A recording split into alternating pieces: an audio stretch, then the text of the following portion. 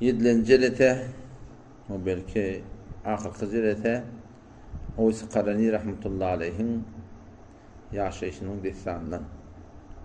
Elhamdülillahi Rabbil alemin ve salatu ve selamu ala seyyidina seyyidil enbiya'i vel mursalin ve ala alihi ve sahbihi ecma'in. Cüneyd Bagdadi rahmetullahi aleyh, Hasan-ı Basri rahmetullahi aleyh, Oys Qarani rahmetullahi aleyh. Bir şahslar, bir adamlar ki şol hayrul qurunna ummat-ı İslam'ın içinde has bir şolara makam qail bolmalı. Oys Qarani rahmetullahi aleyh de şu geçenki geceden gurrununa gelişiyalak Peygamberimizin vaktini tapan, yani Peygamberimizi görmeyene barmaktır. Ta ki ol şoparmır olakon dereceden iyeti bolup Hazreti Ali radıyallahu anhu bilen Hazreti Faruk Azam radıyallahu anhu görmeyene gelip Peygamberin ona duanı giydirip o dua edip şöhret tapıp millet o zaman teyze tanıyıp vardı diye. Bu da şöhretten bidar. Şun şöhret adamları helak etti yanında. Peygamber Aleyhisselam deyiptir da şu bir adamın helak olmak konusunda şu kifayet ettiye ki barmak bilen çomolda deyiptir. Falani gediye. Falani ha şu. Meğer bir adam ki Allah koruyor diye. O şu bir de teorimizde görüyorsa ortadan belki o akbar belli nemez adam. Ama ola korak maşina diye ütüyor. Barmak soma de falan. Bahiptir hay falani ha. Ya ortadan bir enticik bir dünyanın haydi bir işine giriptir. Falan edaran işsi boluptur. Ortadan marakım indi bugün salamlaşmakta kıymalı oluyor. Şoňa meneş fark etmeye ortadan marakım bir ödüne bir tane bir karxana fabrika açıptır. Bayiptir. Mümkün marakım götürülmeyen etpiye diye Türkmen.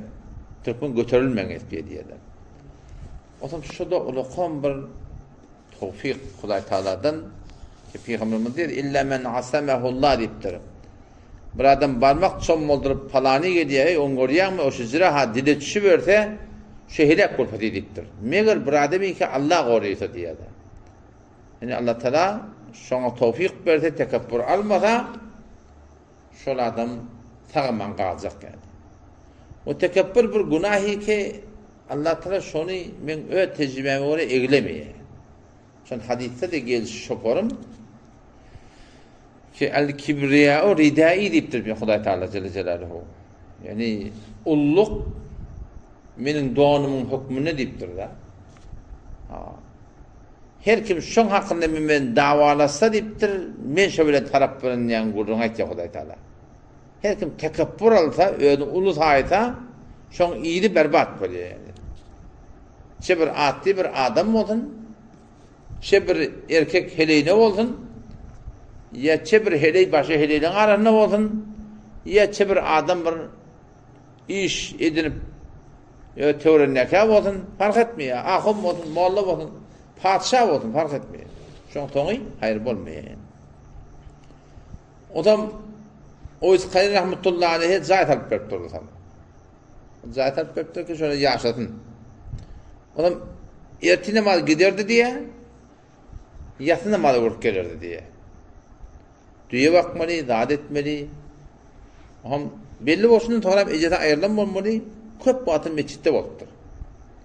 O da meçitten zatdan beri çıkıp gelýärke her mahelle her bir ova mursiýetine bartamyn oğlançylyk belli ýerler ayağına. Daş bilen. Hem olara diýipdir şeyde daş vursaň vurun ýöne kiçenecik daş alın.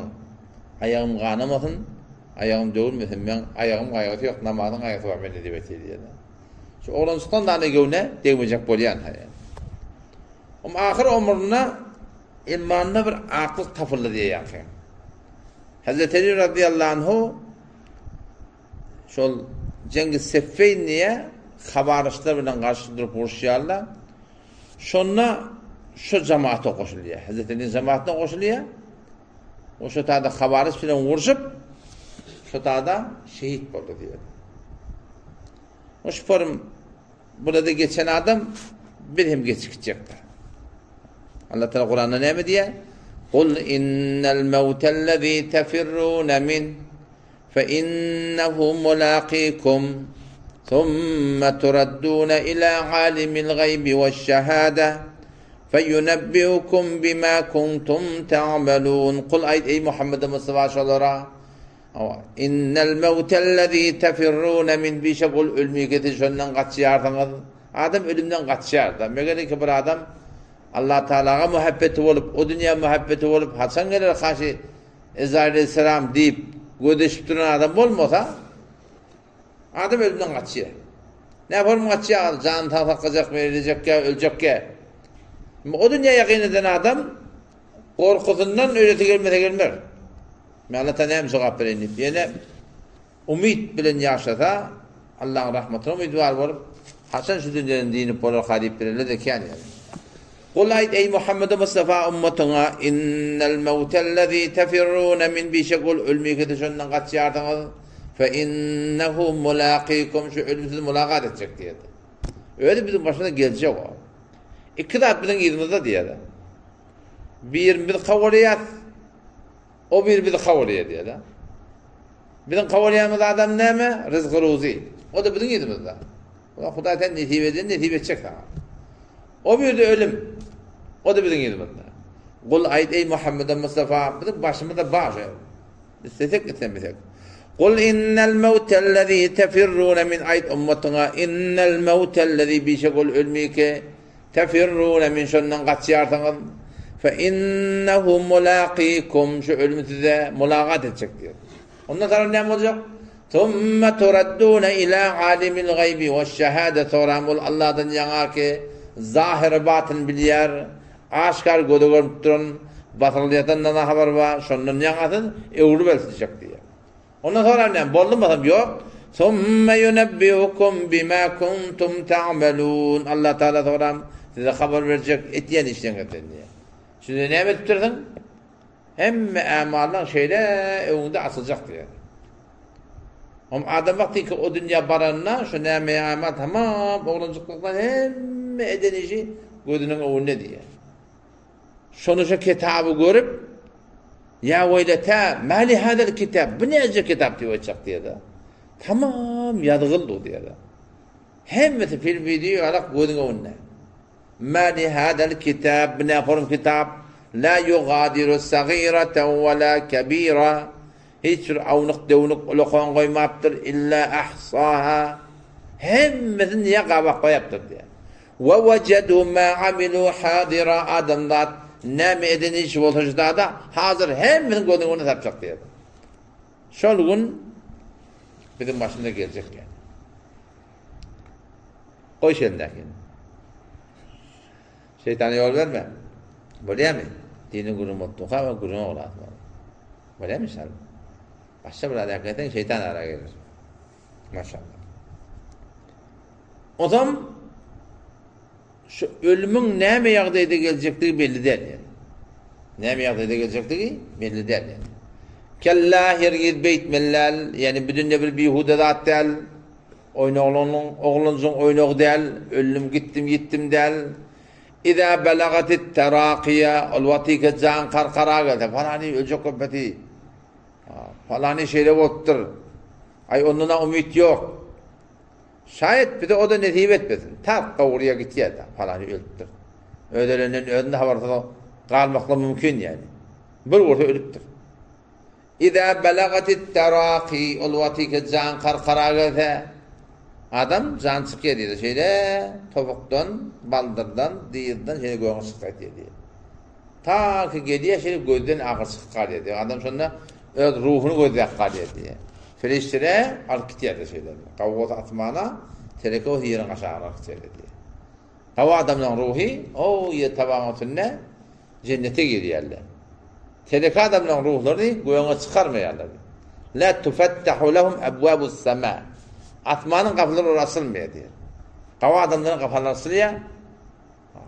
Onun için feriştere gelende bir şey feriştere geliyorlar. Kavuluk bilen canlanıyorlar dedi. Ve ter tüycülük bilen. Ama tereke o da katı terekelik bilen canlanıyor dedi. إذا بلغت التراقي الوطيك جان قرقراية وقيل من عيدلجق شالله شالنا عيدلجق نعم الجق من راق كم تفليه ما دي بشق ياسين قيان كما دعاء قيان كما تبيب كما برتفسير شبر مولي وقيل عيدلجق من راق كم أكتشك مولي فريشتله رحمة فريشتله أكتشك مياه عذاب فريشتله أكتشك مياه وظن أنه الفراق آدم شلون يغين تشكشون جدايوني يعني بيعرف وقت أيضا أنا بركت ملا ماشينا بركت ملا أخي ميت أولون شاء بركت ملا يدير من وجوات يعني إما شلون نموذج وظن آدم لا شلون يغين تشك وظن أنه الفراق شلون تب شلون قت ملوي البر يعلم والتفت الساق بالساق بلدر شلون شقتي شلون جان قرقرا قلب آدم ورنجقتا والتفت الساق بالساق إلى ربك يومئذ المساق بون قلت بك تقدير دنيا الله دنيا جل جلاله شو ذات مقدسك يدغت أثمان يدغت يري قول من سوما تقابتو شونا برمالي شونا تتشمل يعني كم عاش وحيدا ومات شهيدا يكلك تياشدي وآخذ نام ولي شهيد تكتدجة شونا نتيبة تدير دعاء دينك الله تعالى سوما دي إيمان السن وشهيد تكتدجة بدأ نتيبة. والسلام عليكم ورحمة الله وبركاته.